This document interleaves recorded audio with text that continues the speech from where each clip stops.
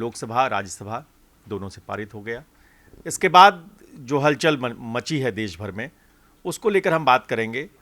हम news corridors के तमाम दर्शकों से ये अपील करते हैं कि आप वक्फ बिल को लेकर, उसके संशोधन को लेकर किसी भी तरह की अफवाह पर ध्यान मत दीजिए। और अभी तमाम शहरों में, तमाम इलाकों में, तमाम ज़िलों में इस तरह की कोशिशें होंगी कि आपको भड़काया जाए, आपको ऐसी सूचनाएं दी जाएं जिससे आप गलत फहमी का शिकार हों और बेवजह में एक साजिश का हिस्सा बन जाए। आपको बता दें कि 8 स्टेट ऐसे हैं जहां पर लगातार प्रदर्शन शुरू हो गए हैं। पश्चिम बंगाल है, उत्तर प्रदेश है और कुछ राज्यों में इस तरह के विरोध प्रदर्शन शुरू हो गए हैं। गुजरात है। जुम्मे की नमाज के बाद कुछ लोगों ने इसी तरह की स्थितियां पैदा की, जिसके बाद से लगातार प्रशासन की ओर से अलर्ट जारी किया। यूपी में लखनऊ में ड्रोन से निगरानी का आदेश दे दिया गया। मुनव्वर राना की बेटी सुमैया राना को हाउस अरेस्ट कर लिया गया, ऐसी खबर आ रही है। ये जो पूरे प्रशासनिक कदम है वो अपनी तरफ हैं और एक आम नागरिक के तौर पर आपकी जिम्मेदारी अलग है। तो आप वक्त पर बहुत सावधान रहें। हम इसलिए इस तमाम सूचनाएं आप तक पहुंचा रहे हैं ताकि कोई भी ऐसी सूचना जो किसी ऐसे सोर्स से आपके पास जाए जिसके बाद आप किसी गलतफहमी का शिकार हो जाएं, हमारे साथ पूरी टीम है, हम समझने की कोशिश करेंगे। शैलेंद्र जी, ये जो स्थितियां कुछ लोग बनाने की कोशिश कर रहे हैं, उसमें क्या एहतियात बरतने चाहिए? नहीं, जो आपने कहा सबसे पहले तो यही एहतियात बरतनी चाहिए कि भाई किसी गलतफहमी का शिकार ना हो, अफवाहों पर ध्यान ना दें। कोई भी सूचना आपके पास पहुंचती है तो उस पर किसी तरह से रिएक्ट करने से पहले आप उसकी सत्यता को पहले जांच लें। दूसरी चीज़ कि ये अब कानून बनने ही वाला है, लोकसभा राज्यसभा से पास हो गया, अब राष्ट्रपति की सहमति की ज़रूरत है, बस उसके बाद ये कानून बन जाएगा। तो ये एक लीगल प्रोसेस है। अगर आपको किसी भी किस्म का विरोध अगर दर्ज भी कराना है तो वो लीगल तरीके से उसका विरोध दर्ज कराइए। कई सारे लोग सुप्रीम कोर्ट गए हैं जिनको विरोध है इस तरह से, ना कि कानून को अपने हाथ में लेकर विरोध दर्ज कराने की कोशिश करें ताकि कानून व्यवस्था की समस्या पैदा हो, दूसरों की परेशानी पैदा हो, सामाजिक समरसता बिगड़े। इन चीज़ों से बच के रहना चाहिए। लड़ाई लड़नी है, कानूनी तरीके से लड़िए। कानूनी तरीके से लड़ाई अब आगे बढ़ेगी। ओवैसी वहाँ पहुँच गए हैं सुप्रीम कोर्ट कि हम इस मामले में आपका दखल चाहते हैं। इसके अलावा कांग्रेस ने भी कहा है कि इस मामले को हम सुप्रीम कोर्ट में, वो भी कह रहे हैं। तो ये जो पूरा राजनीतिक विमर्श है अब संसद से सुप्रीम कोर्ट पहुंच रहा है। वक्ता, बिल्कुल, ये सुप्रीम कोर्ट में उतर आए हैं जिन लोगों को ये लगता है कि कानून ठीक तरह से नहीं बनाया गया है, संविधान का उल्लंघन किया गया है। उसको देखते हुए जो दल हैं उन्हें ये बात नहीं समझ में आई है, तो वो लोग इसको लेकर राय को लेकर सुप्रीम कोर्ट का दखल चाहते हैं कि इसमें हस्तक्षेप हो और सुप्रीम कोर्ट किसी न किसी तरह से इस बिल को लेकर उनकी मदद करे। एक चीज़ और हम आपको बता दें कि देश की संसद में तमाम पार्टियों की मौजूदगी में एक बिल पारित हुआ है और कई बार टकराव की स्थिति बनती है, कई बार नहीं बनती है। जहाँ तक वक्फ में संशोधन का सवाल है, उसमें अब तक जो भी चीज़ें सामने आई हैं उसमें कोई ऐसी टेक्निकलिटी नहीं दिख रही है जिसकी वजह से शायद सुप्रीम कोर्ट दखल दे न दे। अब ये जो पूरी स्थितियाँ बन रही हैं, आपको क्या लग रहा है शैलेंद्र जी कि क्या ये जो कोर्ट में जाएंगे, अगर सुप्रीम कोर्ट जाते भी हैं, तो क्या ये वहाँ कोई ऐसी दलील रख पाएंगे जो अभी तक इस बिल के विरोध में जाती हुई दिखती हो? देखिए, अब उनकी दलील क्या है? पहली दलील तो यही है कि वो कह रहे हैं कि भाई ये गैर संवैधानिक तरीके से बहुमत का दुरुपयोग करके इन्होंने बिल पास किया है। तो उनको उम्मीद है कि सुप्रीम कोर्ट इसमें दखल देगा और इनके जाहिर से कई सारे पॉइंट्स होंगे इनके। तो अब सुप्रीम कोर्ट में क्या सुनवाई होती है, सुप्रीम कोर्ट का क्या जजमेंट आता है, ये तो बाद की बात है, इस पर पहले से कुछ कहा नहीं जा सकता है। लेकिन अब कोर्ट में मामला तो पहुंच गया है। आपको कई बार कुछ चीज़ें क्रिस्टल क्लियर दिखती हैं, संभावनाएं दिखती हैं कि यहाँ एक लूप फॉल है, यहाँ एक लूप फॉल है, यहाँ एक लूप फॉल है। आप लोकतंत्र है, बहुमत से ही फैसला होगा। लोकतंत्र है, डिबेट से ही फैसला होगा।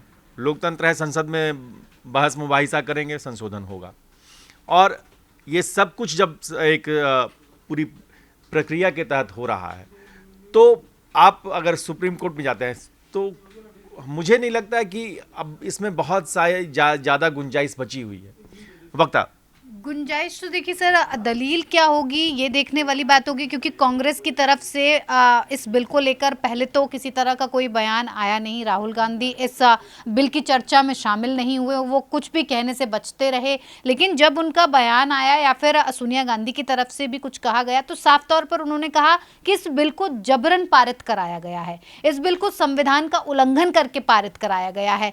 तो ये जानने की ज़रूरत है कि जब सुप्रीम कोर्ट ये मामला पहुंचेगा तो किन किन दलों को किन किन चीज़ों से दिक्कत है और किस तरह की दलील वो पेश करना चाहते हैं जिससे उन्हें लग रहा है कि ये जो कानून पारित कराया गया है जबरन पारित कराया गया है। और मैं आपको बता दूं कि कई बार क्या होता है, आप संसद में नंबर गेम में पीछे हैं, आप संसद में अपनी दलीलें नहीं रख पा रहे हैं, आप एक कोई पब्लिक ओपिनियन भी आपकी इस तरह से नहीं बन पा रही है।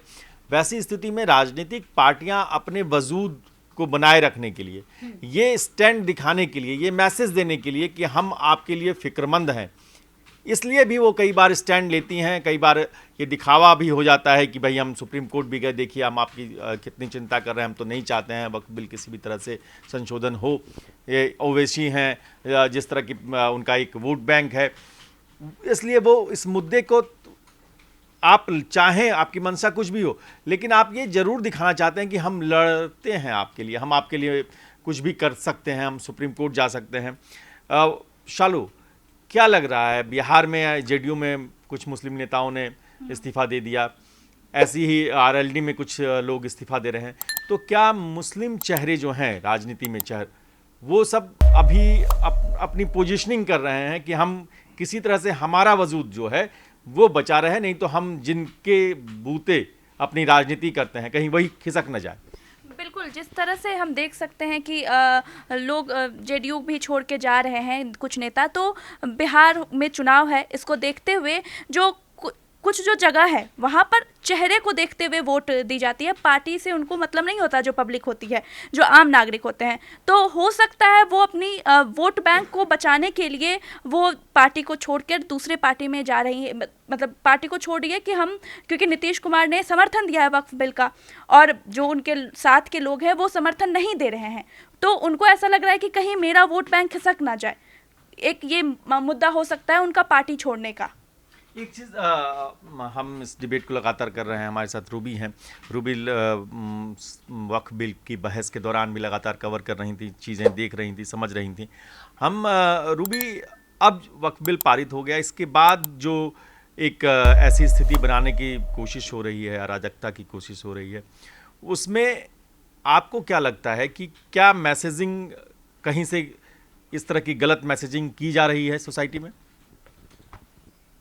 देखिए, जब ये लोकसभा से राज्यसभा में गया था, लोकसभा से पास होकर राज्यसभा में जब ये गया था, तभी कुछ समुदाय के लोगों ने और कुछ विपक्षी पार्टियों ने कह दिया था कि अगर ये राज्यसभा में पास हो भी जाता है तो हम सुप्रीम कोर्ट जाएंगे। अब इसी कड़ी में अब कांग्रेस के सांसद हैं प्रमोद तिवारी, उन्होंने क्लियर बोला है कि भले ही ये राज्यसभा में हो गया हो पास, लोकसभा में पास हो गया हो, कोई बात नहीं, राष्ट्रपति से अगर साइन भी हो जाता है उसके बाद भी इसे कानूनी लड़ाई लड़नी पड़ेगी। उनका कहना है कि वक्फ बिल जो ये है वो बिल्कुल असंवैधानिक है और हम लोग संवैधानिक लड़ाई लड़ेंगे। एक चीज शैलेंद्र जी, कहाँ जाके मामला अटक रहा है? आपको क्या लग रहा है कि ये सिर्फ एक दिखावा है, पॉलिटिकल पार्टीज का स्टैंड दिखाना कि हाँ हम आपके साथ हैं, या उनको भी कुछ हारी हुई लड़ाई लड़ रहे हैं, या उनमें कुछ लग रहा है? नहीं, वो एक ऐसी लड़ाई लड़ रहे हैं जिसका मुझे लग रहा है जिसे वो अंदर से लड़ना नहीं चाहते हैं। उनको लग रहा है कि वो लड़ाई लड़ने का कोई बहुत मतलब नहीं है। लेकिन दिक्कत क्या है, देखिए जितनी पार्टियां हैं वो वक्फ मामले पर मुखर होने के लिए अपने किसी मुस्लिम नेता को आगे कर रहे हैं। राहुल गांधी खुद पीछे हो गए, प्रियंका गांधी खुद पीछे हो गए, इमरान प्रताप गढ़ी और दूसरे नेताओं को उन्होंने आगे किया, गौरव गोगोई ने शुरू की।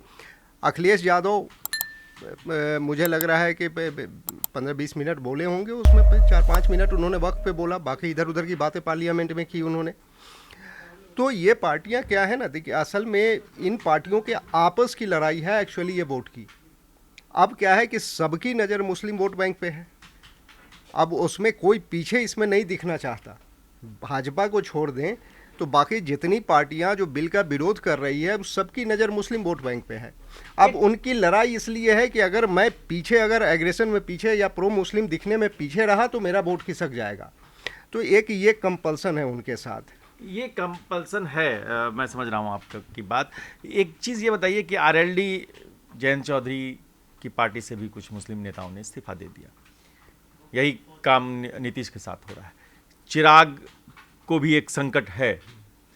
तो क्या अब जो स्ट्रेटजी होगी इन पार्टियों की जो एनडीए के साथ हैं, इस बिल के समर्थन में खड़े हैं, उनको क्या कुछ नुकसान होगा आने वाले समय में? नहीं, देखिए, इनके साथ तो फैसला इनको एक लेना था, या तो समर्थन करना था या विरोध करना था। अब ये पार्टियां ऐसा तो है नहीं कि इन्होंने सोच विचार नहीं किया है। अब आप इन्होंने ज़रूर तोला होगा कि अगर हम समर्थन करते हैं तो ज़्यादा नुकसान होता है, या अगर हम विरोध करते हैं तो ज़्यादा नुकसान होता है।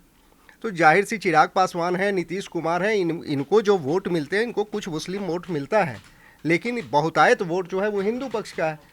तो इनको मालूम है कि अगर हम बिल का विरोध करेंगे तो हमें नुकसान बड़ा होगा, इसलिए ये कैलकुलेटिव रिस्क है इनका, ऑप्शन नहीं है। एक चीज़ मैं वक्ता के पास आऊँगा। जो बात ये कह रहे हैं कि वोट बैंक की फिक्र है, चिंता है, इनको लगता है कि हम बहुसंख्यक वर्ग के वोटों से राजनीति कर रहे हैं। शिवसेना, उद्धव ठाकरे गुट, बहुत आक्रामक नेता बाल ठाकरे, उनके पूरी पार्टी इस संशोधन के खिलाफ। ये जो उनके लिए जो स्टैंड है, ये स्टैंड क्या महाराष्ट्र की राजनीति में उद्धव ठाकरे की जो बची खुची जो ग्राफ नीचे गिर रहा है और नीचे की ओर ले जाएगा, या कुछ करेंगे वो? जिस तरह से देखिए, पहले की अगर बात की जाए तो अब उलट स्टैंड लिया है, तो कहीं ना कहीं ये नज़र आ रहा है कि उद्धव ठाकरे की जो बची हुई राजनीति थी उसे ऊपर लाने के लिए कहीं ना कहीं उन्हें लग रहा है कि पहले जिस तरह की राजनीति उन्होंने की शायद उससे उन्हें फ़ायदा नहीं पहुंचा है। तो अब रणनीति को बदलने की ज़रूरत है, रणनीति को शायद उलट करके देखने की ज़रूरत है, जिससे कि शायद वोट बैंक में किसी तरह का कोई बदलाव नज़र आए तो वो अपनी राजनीति को आगे बढ़ा सकते हैं। हो सकता है कि उद्धव ठाकरे के मन में यही चल रहा हो कि इससे उलट अगर वो राजनीति करते हैं या समर्थन करते हैं तो जो वोट बैंक की राजनीति, जैसा कि शैलेंद्र जी ने कहा है, उसे बचाए रखने के लिए ये एक कोशिश की जा रही है। मुझे लगता है कि शैलेंद्र जी डिफर करेंगे इससे। जी, एक्चुअली क्या है, उद्धव ठाकरे के साथ बड़ी दुविधा है। उनकी लड़ाई अब शिवसेना को बचाने की नहीं है, उनकी लड़ाई आदित्य ठाकरे का कैरियर बचाने की है। अब उनको क्या है ना कि उनको मुस्लिम वोट बैंक इसलिए चाहिए कि हिंदू नाराज हैं उनसे। उन्होंने जो बाला साहब ठाकरे का जो स्टैंड था, बिल्कुल उलट स्टैंड लिया उन्होंने सत्ता के लिए, मुख्यमंत्री बनने के लिए। कर रहे हैं वक्ता का बिल्कुल उलट लिया, इससे नाराज है। और ये दिख भी गया चुनाव में कि शिवसेना का जो बहुतायत वोटर है वो सिंधे गुट को उसने वोट दिया। लेकिन उनकी नज़र कहाँ है? उनकी नज़र बीएमसी पर है, ठीक है। और वो गढ़ है शिवसेना का, उद्धव ठाकरे का। और वहाँ उनको लगता है कि सहयोगी पार्टियां जैसे एनसीपी हैं, कांग्रेस हैं, इनके सपोर्ट से हमें कुछ मुस्लिम वोट भी मिल जाए तो फिर वहाँ हम सरवाइव करने की स्थिति में होंगे। एक्चुअल मुझे लग रहा है कि उद्धव ठाकरे का जो स्टैंड है उसके पीछे की वजह यही है। ये दोनों एक ही तरफ चले गए। और अब इस पूरी डिबेट में हम लगातार ये समझने की कोशिश करेंगे कि कौन सी पार्टी कौन सा कदम उठाती है और उसके दिमाग में क्या चल रहा है। इस पर आपकी राय बहुत महत्वपूर्ण है। आप हमें जब बताएंगे तो हम फिर उसको रिविजिट करेंगे, कहाँ हमसे चूक हुई और कहाँ हमने सही उस चीज़ को समझा। जनता सबसे ज़्यादा निर्णायक है लोकतंत्र में हमेशा, और आपके कमेंट्स हमें मिलते रहें। हम शालू से कहेंगे कि एक अपील फिर से आप करें कि अफवाहों पर ध्यान न दें। जैसा कि देखा गया है बहुत सारे मामलों में कि सोशल मीडिया आजकल बहुत ज़्यादा जो है सक्रिय है, लोग सोशल मीडिया पे ज़्यादा रहते हैं और कुछ ऐसे मैसेज होते हैं जिसको लेकर लोग इतना इमोशनल हो जाते हैं कि उसके भावनाओं में बह जाते हैं। तो आप उस फैक्ट को पढ़िए पहले कि वो जो सोशल मीडिया पे सर्कुलेट हो रहा है वो कितनी सच्चाई है, क्योंकि प्रशासन, पुलिस, ये सब यही अपील कर रही है, क्योंकि उनके पास दो जिम्मेदारी है, एक तो ग्राउंड लेवल पे, दूसरा सोशल मीडिया पे नज़र रखना। तो इस तरह से प्रशासन पूरी तरह से मुस्तैदी से काम कर रही है और सोशल मीडिया पर खास करके नज़र रख रही है। तो आप मैं यही कहूँगी कि सोशल मीडिया का जो है जो भी मैसेज है आपके पास उसको ध्यान से पढ़िए और किसी के बहकावे में ना आइए। पहले फैक्ट को पढ़िए, पूरी खबर जानिए, फिर कुछ जो है उस पर कदम उठाइए। न्यूज़ कॉरिडोर्स की यही अपील है। न्यूज़ कॉरिडोर्स आप हमें यूट्यूब पर, इंस्टाग्राम पर, एक्स पर और फेसबुक पर फॉलो कर सकते हैं।